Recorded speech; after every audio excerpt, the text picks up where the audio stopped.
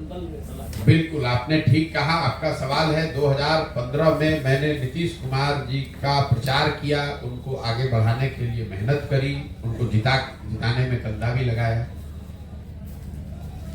2014 के नीतीश कुमार में और 2023 के नीतीश कुमार में जमीन आसमान का फर्क है।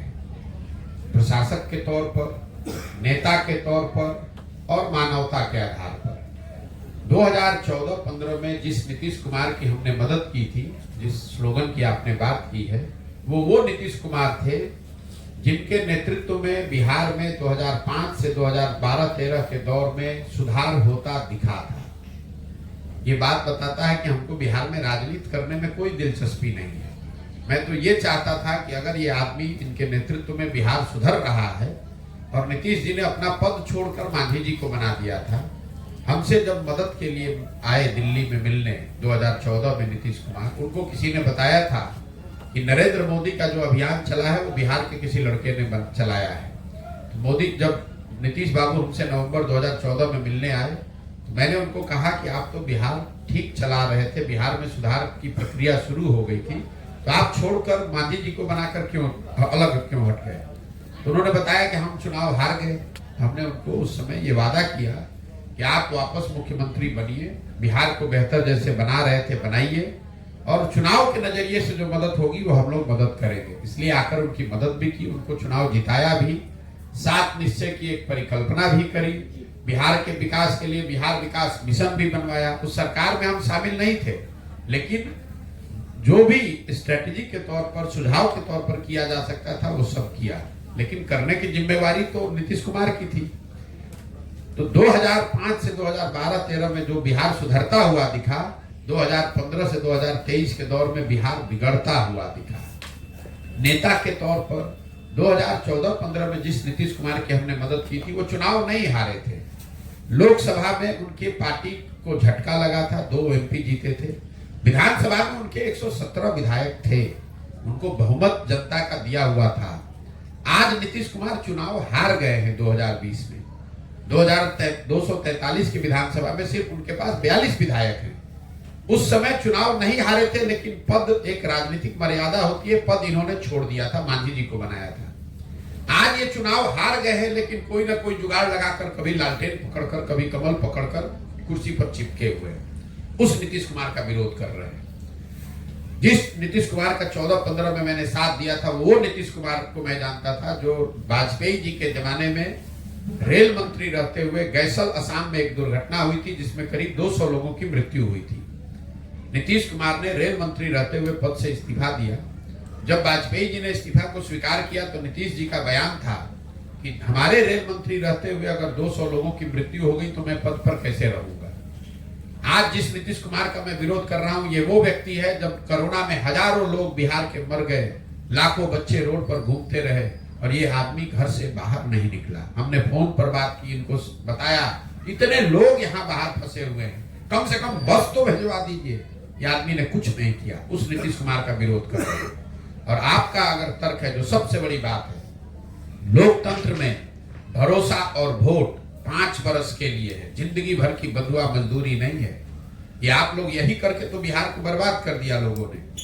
लोकतंत्र ये बताता है कि जिस नेता पर, जिस विचारधारा, जिस दल पर भी आपका भरोसा है, आप उसको वोट दीजिए, उसका समर्थन कीजिए, उसकी मदद कीजिए, लेकिन वो भरोसा और वोट 5 वर्ष के लिए है। अगर वो दल और नेता अच्छा काम किया तो उसके साथ बने रहिए, और अगर नहीं किया तो वही संविधान, वही लोकतंत्र आपको बताता है कि जितनी मजबूती से आपने उसका साथ दिया है उतनी ही मजबूती से उसका विरोध भी कीजिए।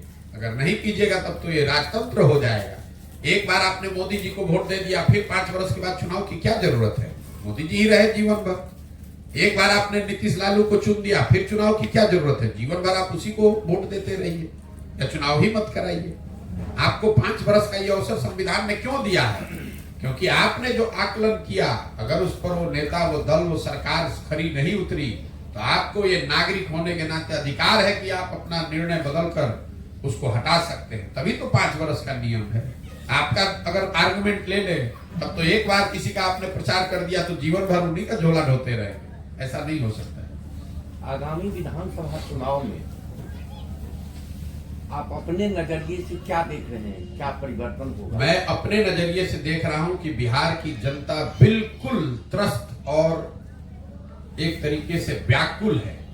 वो विकल्प खोज रही है, छटपटाहट है नीचे जमीन पर। मैं आपको विश्वास से ये बात कह रहा हूं। वो किसको चुनेगी मैं ये नहीं जानता हूं, लेकिन छटपटाहट बहुत ज्यादा है। लोग किसी भी तरीके से कोई नया रास्ता चाहते हैं, एक ऐसा रास्ता जिस पर वो ठगा ना जाए, जिस पर उसका भरोसा हो।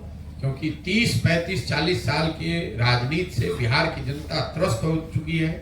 ये गलत बात लोग बताते हैं कि लोग यहाँ जातियों से नहीं उठेंगे, लोग नहीं समझेंगे, ऐसी बात नहीं है। हम भी तो 16 महीने से चल रहे हैं पैदल, 4,500 गांव में गए हैं, हर जाति विशेष के गांव में गए हैं।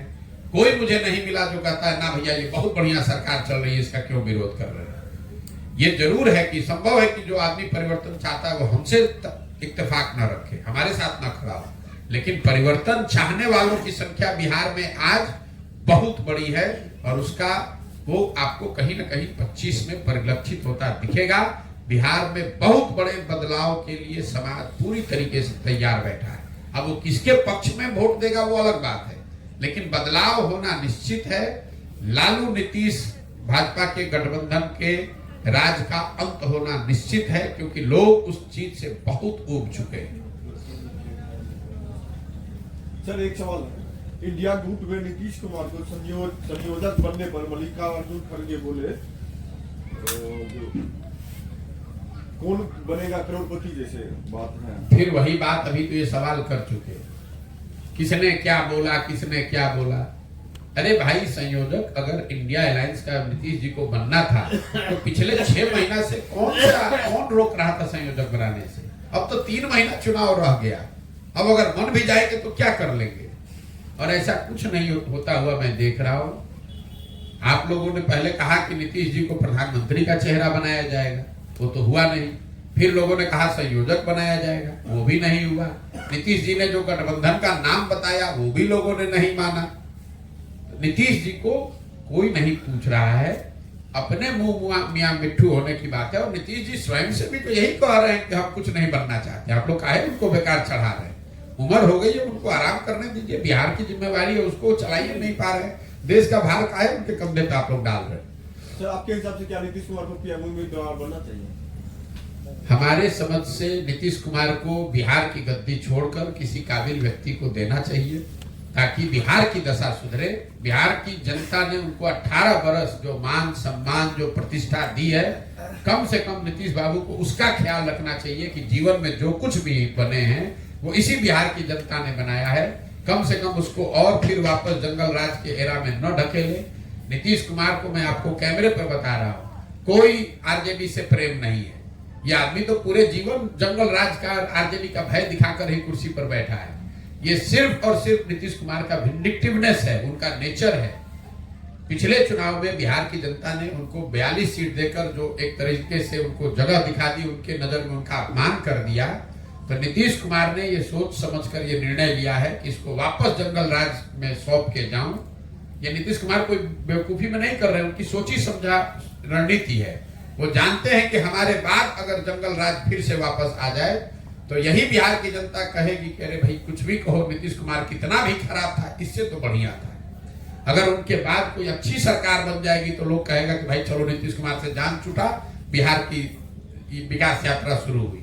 तो बिहार के लोग नीतीश कुमार को और गाली न दे, उनकी लेगेसी को याद रखें। इसीलिए नीतीश कुमार चाहते हैं कि फिर से वापस जंगल राज को यहाँ स्टेब्लिश कर दिया जाए। नहीं तो कोई बताए कि भाई जिस जंगल राज पर राजनीति करके 15 साल आप 18 साल से कुर्सी पर बैठे हैं, आज उसी को कह रहे हैं कि तेजस्वी नेता होना चाहिए। और अगर होना चाहिए हम तो आपको कह रहे हैं कैमरे पे, आज ही क्यों नहीं होना चाहिए भाई। आज भी महागठबंधन की बहुमत है और उसमें आरजेडी सबसे बड़ा दल है।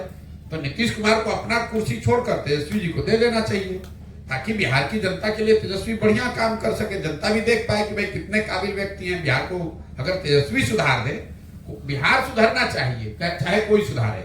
अगर तेजस्वी के मुख्यमंत्री बनने से बिहार सुधरता है तो वही नीतीश कुमार को कर देना चाहिए। ठीक है भैया, बहुत बहुत धन्यवाद।